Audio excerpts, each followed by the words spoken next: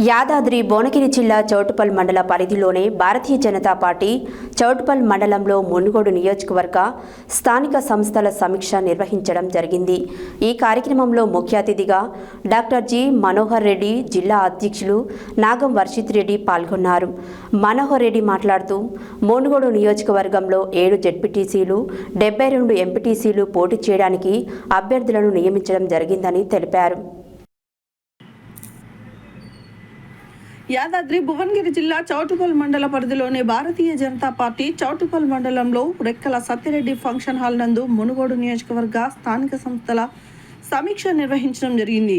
ఈ కార్యక్రమంలో ముఖ్య అతిథిగా డాక్టర్ జి మనోహర్ రెడ్డి, జిల్లా అధ్యక్షులు నాగం వర్షిత్ రెడ్డి పాల్గొన్నారు. మనోహర్ రెడ్డి మాట్లాడుతూ మునుగోడు నియోజకవర్గంలో 7 జెడ్పీటీసీలు, 72 ఎంపీటీసీలు పోటీ చేయడానికి అభ్యర్థులను నియమించడం జరిగింది.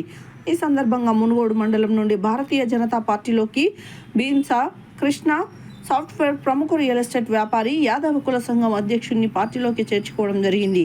ఈ ఎలక్షన్లలో కాంగ్రెస్ వైఫల్యాలను ఇంటింటా ప్రచారం చేస్తూ భారతీయ జనతా పార్టీ ప్రచారంలో ముందుండి ప్రతి ఒక్క కార్యకర్త భారతీయ జనతా పార్టీ నాయకులను గెలిపించే దిశగా పనిచేయాలని తెలియజేయడం జరిగింది.